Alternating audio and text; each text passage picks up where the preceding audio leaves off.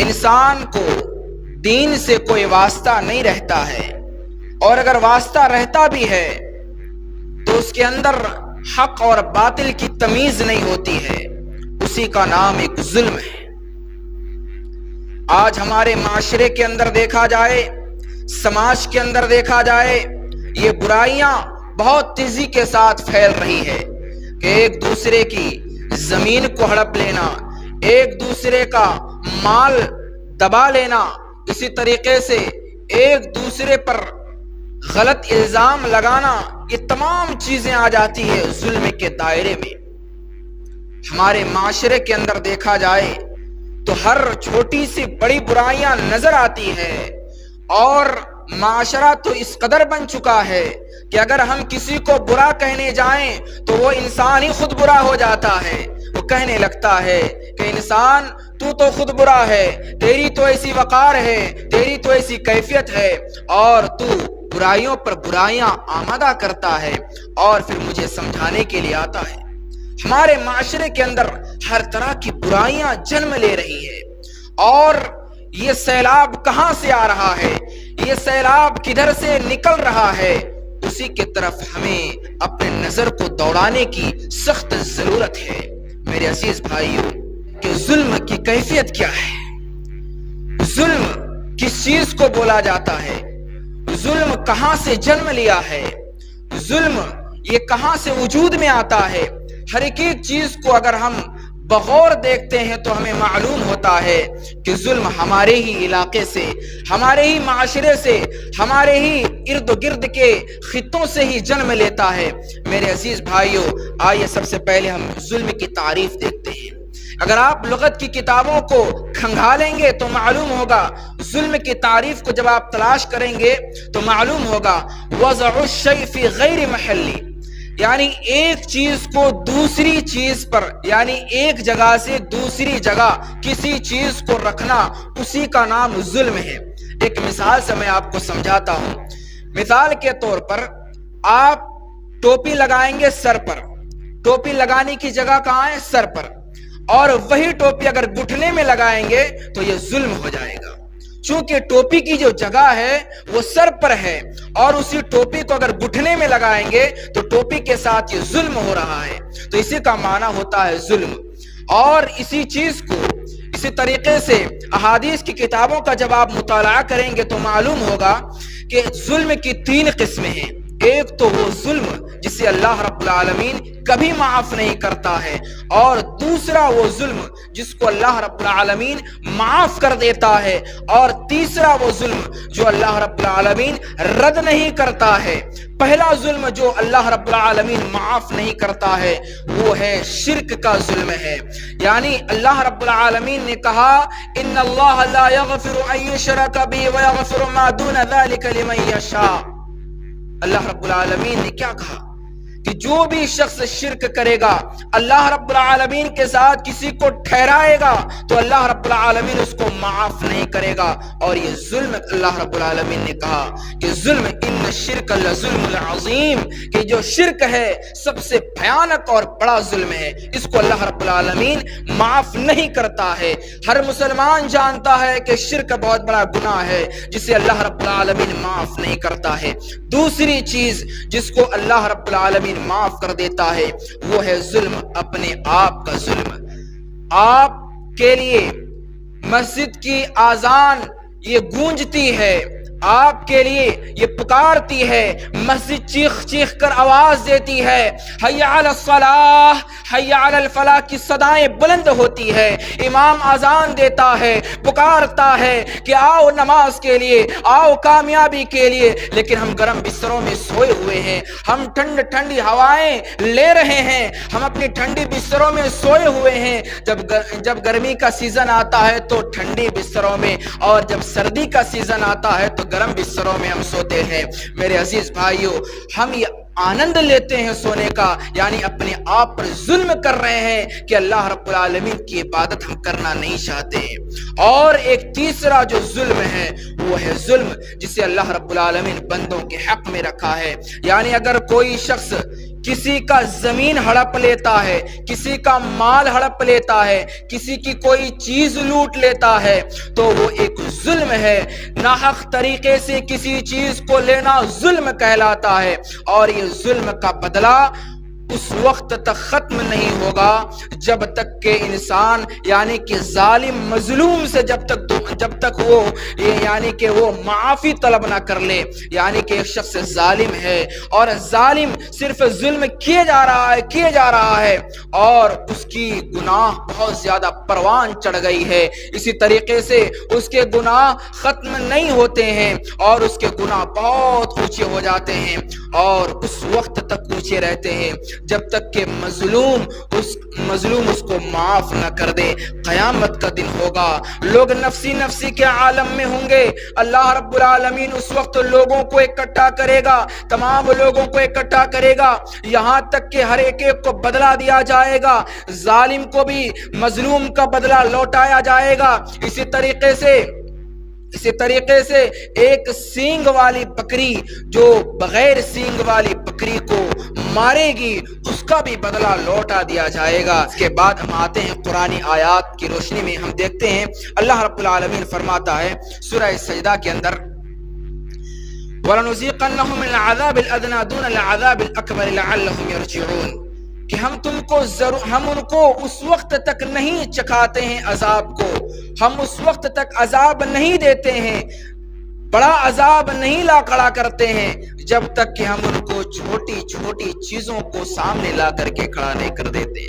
یعنی کہ دنیا کے اندر بہت سارے ایسے مظالم کے پہاڑ توڑے جاتے ہیں، بہت سارے ظلم و ستم کے پہاڑ توڑے جاتے ہیں، بہت ساری پریشانیاں سامنے آتی ہے، اللہ کا عذاب بھی دکھتا ہے، انسان کو موقع بھی ملتا ہے اللہ رب العالمین سے معافی طلب کریں، لیکن انسان معافی طلب نہیں کرتا ہے بلکہ گناہ پر گناہ کیے جا رہا ہے.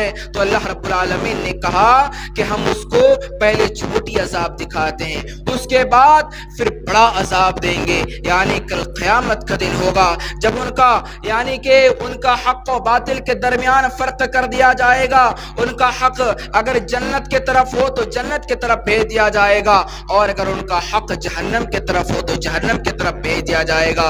اور جہنم کے عذاب تو جانتے ہی ہیں آپ کہ جہنم کی عذاب اتنی سخت ہے کہ اگر اس کی ایک چنگاری دنیا کے اندر گر جائے تو دنیا جل کر راکھ ہو جائے گی. اتنی سخت ترین عذاب اللہ رب العالمین نے تیار کر کے رکھا ہے. تو میرے عزیز بھائیو اس عذاب سے ڈرو. پھر اللہ رب العالمین نے فرمایا وَمَنْ أَظْلَمُ مِمَّنْ ذُكِّرَ بِآيَاتِ رَبِّهِ ثُمَّ أَعْرَضَ عَنْهَا إِنَّا مِنَ الْمُجْرِمِينَ مُنْتَقِمُونَ. اللہ رب العالمین نے کہا کہ سب سے بڑا ظلم وہ ہے کہ اللہ رب العالمین کی آیتیں تمہارے سامنے آتی ہے، اللہ رب العالمین کی نشانیاں تمہارے سامنے موجود ہیں، لیکن پھر بھی تم اس سے روگردانی کرتے ہو، اپنے چہروں کو گھما لیتے ہو اور دوسرے طرف گھوم جاتے ہو. یعنی کہ تمہیں بتایا جائے کہ رسول کی باتیں ہیں، اللہ رب العالمین کا حکم ہے، تم اسے پسے پشت کر دیتے ہو، تم اسے ٹکرا دیتے ہو. اللہ رب العالمین نے کہا کہ وہ سب سے بڑا ظالم ہے اور وہ بہت بڑا مجرمین میں سے ہے اور ان کو اس کا بدلہ دیا جائے گا. اسی طریقے سے میرے عزیز بھائیو حدیث قدسی ہے، حدیث قدسی میں راوی حدیث حضرت ابو ذر رضی اللہ تعالیٰ عنہ کہتے ہیں کہ امام کائنات جناب محمد رسول اللہ صلی اللہ علیہ وسلم نے فرمایا یا عبادی انی حرمت ظلم علی نفسی وجعلته بینکم محرما فلا تظالموا. صحیح مسلم کی روایت ہے. تو حدیث قدسی میں اللہ رب العالمین فرماتا ہے یا عبادی انی حرمت ظلم علی نفسی، اے میرے بندو میں نے اپنے آپ پر ظلم کو حرام کر لیا ہے اور وجعلتہ بینکم محرما، اور تمہارے لیے بھی میں نے اس کو حرام بنا دیا ہے. فلا تظالموا، تو سنو کہ تم ظلم نہ کیا کرو، ایک دوسرے سے ظلم نہ کیا کرو، کسی کے لیے کسی چیز کو نقصان نہ پہنچاؤ. چونکہ یہ ظلم اللہ رب العالمین نے اپنے بارے بتایا کہ میں نے اپنے آپ پر حرام کر لیا ہے. تمہارے لیے بھی ضرورت ہے کہ تم بھی اس کو حرام کر لو، تم بھی اس سے بچنے کی کوشش کرو، تمہارے لیے بھی سخت ضرورت ہے. اس طریقے سے حضرت علی بن ابی طالب رضی اللہ تعالیٰ عنہ کہتے ہیں انسان کا معاملہ ایسا ہے کہ اگر ظلم کرتے رہتا ہے تو اس کا انجام جو ہے وہ صرف شرمندگی ہے. یعنی کہ انسان جب ظلم پر ظلم کیے جاتا ہے تو ان تمام چیزوں کا جو انجام ہے وہ صرف شرمندگی ہے. اور یہ بھی سن لو، تنام عیناک والمظلوم، جو ظلم کرتا ہے وہ تو سوتا ہے، وہ اچھی نیند لے لیتا ہے، لیکن جو مظلوم ہوتے ہیں ان کے بارے میں حضرت علی فرماتے ہیں والمظلوم تو یدعو علیکا، وہ تو جاگا ہوا رہتا ہے اور وہ تنبیہ کرتے رہتا ہے، بار بار اللہ رب العالمین سے دعائیں کرتے رہتا ہے. جو مظلوم ہوتا ہے وہ چیخ چیخ کے پکارتا ہے، راتوں کو اٹھ کر کے اللہ رب العالمین کی عبادتیں کرتا ہے اور وہ اللہ رب العالمین کے حضور میں وہ بد دعا کرتا ہے. پھر اسی طریقے سے وہ فرماتے ہیں وعین اللہ لم تنم، اور تم یہ بھی جانتے ہو کہ اللہ رب العالمین نہیں سوتا ہے، اللہ رب العالمین ہمیشہ جاگا ہوا رہتا ہے، اللہ رب العالمین کو نیند نہیں آتی، اونگ نہیں آتی. تو میرے عزیز بھائیوں، یعنی کہ اللہ رب العالمین اس کے باتوں کو سنتا ہے. تو اسے معلوم ہوا کہ ظالم جب ظلم کرتا ہے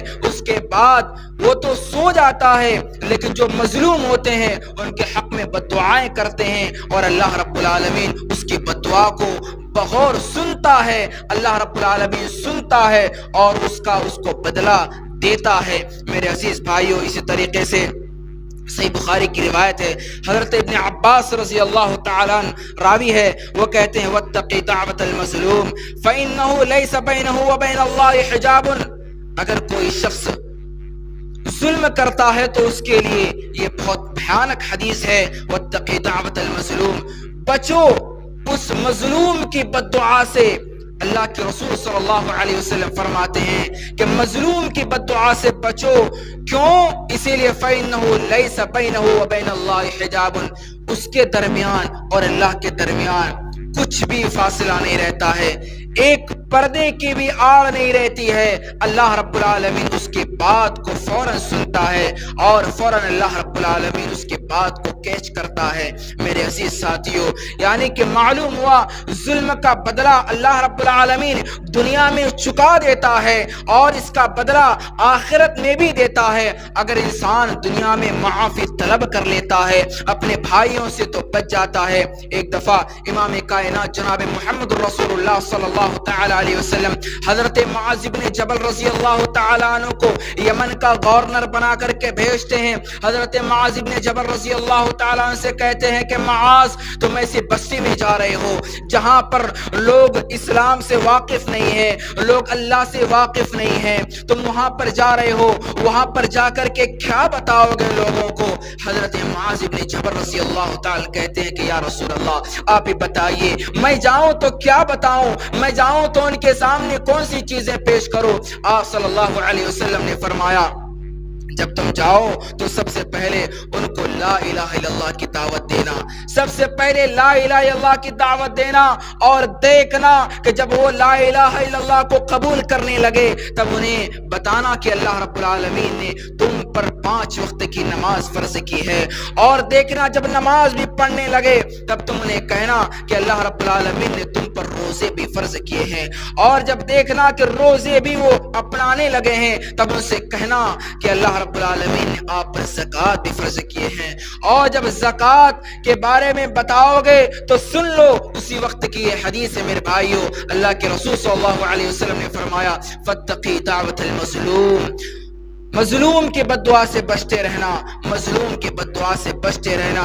چونکہ اگر مظلوم بد دعا کر دے تو جانتے ہو کہ اللہ رب العالمین اور مظلوم کے درمیان کوئی فرق، یعنی کہ کوئی ان دونوں کے درمیان بات کرنے کا جو ہے ایک پردہ کی آڑ جیسی بھی کوئی چیز نہیں ہوتی ہے، بلکہ اللہ رب العالمین اس کو فوراً سنتا ہے اور اس کا بدلہ اس کو لوٹاتا ہے. اس طریقے سے ایک دوسری روایت ہے اتقی دعوت المظلوم وَإِنْ كَانَ كَافِرًا فَإِنَّهُ لَيْسَ بَيْنَهَا وَبَيْنَ اللَّهِ حِجَابٌ. اللہ کے رسول صلی اللہ علیہ وسلم فرماتے ہیں کہ مظلوم کی بد دعا سے بچتے رہنا. اسی طریقے سے اگرچہ وہ کافر بھی ہو تب بھی ان سے بچتے رہنا، چونکہ اگر وہ کافر ہوگا تب بھی اللہ رب العالمین کے حضور میں یا پھر وہ اپنے من میں وہ بد دعائیں دے گا تو اللہ رب العالمین اس کے بد دعا کو قبول فرمائے گا. اسی طریقے سے ایک دوسری روایت میں ہے وَإِنْ كَانَ فَاجِرًا، اور اگر وہ فاجر بھی ہو تب بھی اللہ رب العالمین اس کی بد دعا کو قبول کرتا ہے۔ میرے عزیز ساتھیو، ان تمام روایات سے ہمیں معلوم ہوتی ہے کہ اللہ رب العالمین کے نزدیک جو ہے یہ مظلوم کی بد دعا بہت زیادہ قریب ہو جاتی ہے، اور اللہ رب العالمین اس کو اس کا بدلہ فوراً لوٹا دیتا ہے، اور دنیا ہی نہیں بلکہ آخرت میں بھی اس کا بدلہ اللہ رب العالمین دیتا ہے۔ اس طریقے سے سنن ابو داؤد کی روایت میں ہے ثلاث دعوات مستجابات لا شک فیہن دعوت الوالد، اللہ کے رسول صلی اللہ علیہ وسلم فرماتے ہیں تین ایسے لوگ ہیں جو اللہ رب العالمین کے حضور میں دعائیں کرتے ہیں تو اللہ رب العالمین اس کی دعا کو رد نہیں کرتا ہے۔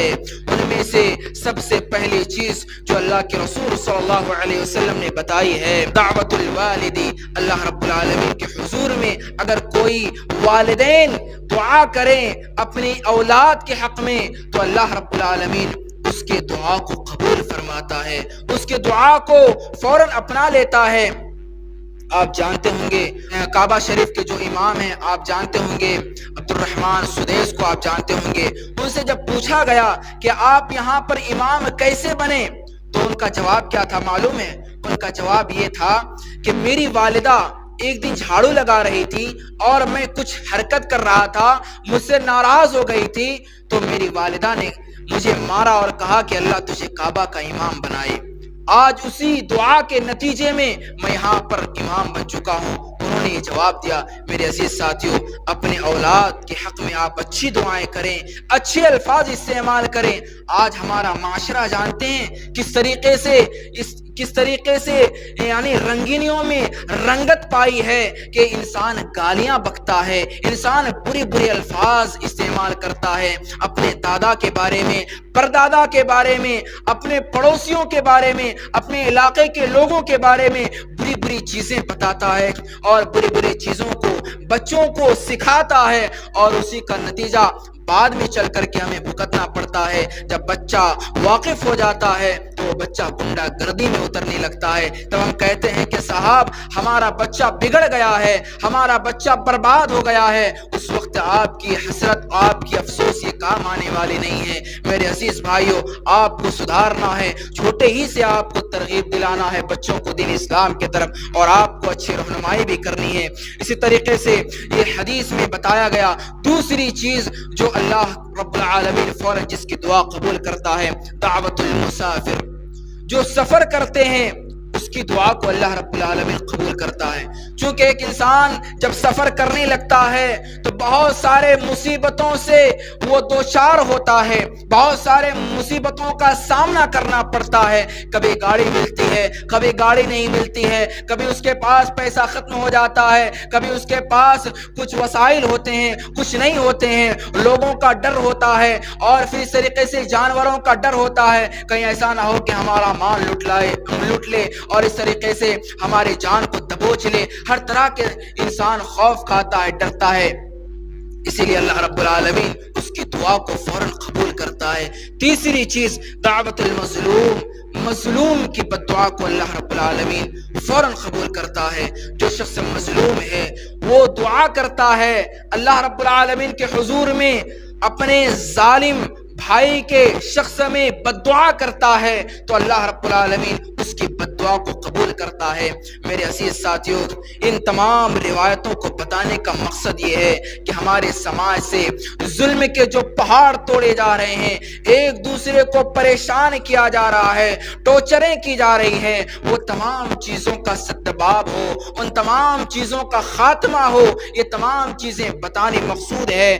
اور پھر اللہ کے رسول صلی اللہ علیہ وسلم نے یہاں تک بتایا الظلم ظلمات یوم القیامہ، یہ سنن ترمذی کی روایت ہے۔ میرے عزیز بھائیوں، ان تمام چیزوں کا بتانے کا مقصد یہ ہے کہ ہمارے سماج سے ظلم کا خاتمہ ہو اور ظلم جیسی چیزیں دور ہو جائے۔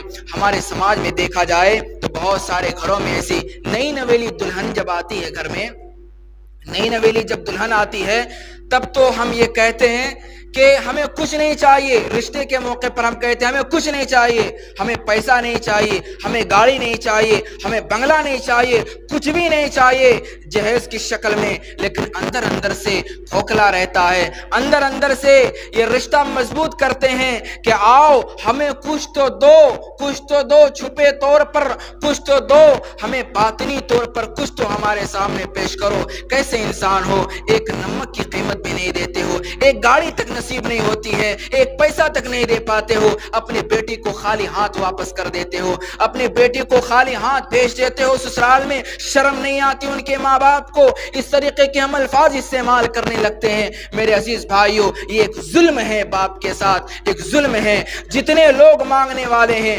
جتنے لوگ دباؤ دینے والے ہیں، وہ سارے کے سارے ظالم ہیں، اور اس سے بچنے کی سخت ضرورت ہے۔ ایک بیٹی کو انسان لاتا ہے اور انسان اس کو پرورش کرتا ہے، بڑا کرتا ہے، اس کو اچھی تعلیم دیتا ہے، اس کو اسلامی تعلیم دیتا ہے، اور پھر اس طریقے سے عصری تعلیم دیتا ہے تاکہ میری بیٹی اچھی طریقے سے دینداری ہو سکے، دنیا کے حالات سے واقف ہو سکے، دنیا میں کون کون سی چیزیں چل رہی ہیں ان تمام چیزوں سے واقف ہو سکے، وہ تمام چیزیں بتائی جاتی ہیں۔ لیکن ہم ایسے ہیں کہ جب ان کی بیٹی کو اپنے گھر میں لے کر کے آتے ہیں، اور اکثر یہ چیزیں دیکھی جاتی ہے جو مرد حضرات ہوتے ہیں ان سے ٹوچر تھوڑا کم رہتا ہے، یعنی کہ جو مرد ہوتے ہیں، جو لڑکا ہوتا ہے خود شادی کرنے والا، وہ 95% ایسے لڑکے ہوتے ہیں جو یہ چاہتے ہیں کہ میں کچھ نہ لوں، میں دینداری سے نکاح کروں، لیکن گھر کی جو عورتیں ہوتی ہیں، جو مائیں ہوتی ہیں، بہنیں ہوتی ہیں، چاچیاں ہوتی ہیں، بھابیاں ہوتی ہیں، وہ تمام قریبی رشتہ دار وہ کہنے لگتی ہیں کہ کچھ نہیں لائی ہے، کیا تمہارے والد نے ایسے خالی ہاتھ بھیج دیا ہے؟ اس وقت اس باپ پر کیا بیتتا ہے میرے بھائیوں؟ آپ تو پہلے بڑے بڑے وعدے کر رہے تھے، یہ تو اپنی سرکار والی بات ہو گئی، بڑے بڑے وعدے کر رہے تھے پہلے کہ ہم کچھ نہیں لیں گے، پھر بعد میں کہتے ہیں کہ ہمیں ہر چیز دینا شروع کر دو۔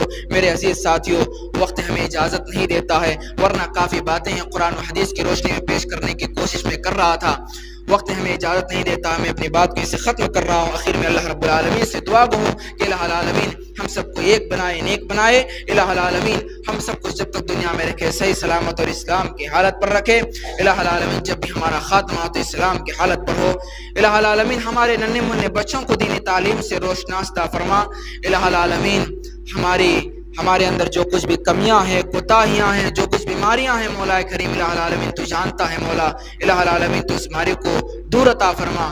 آمین، وآخر الدعوان الحمدللہ رب العالمین۔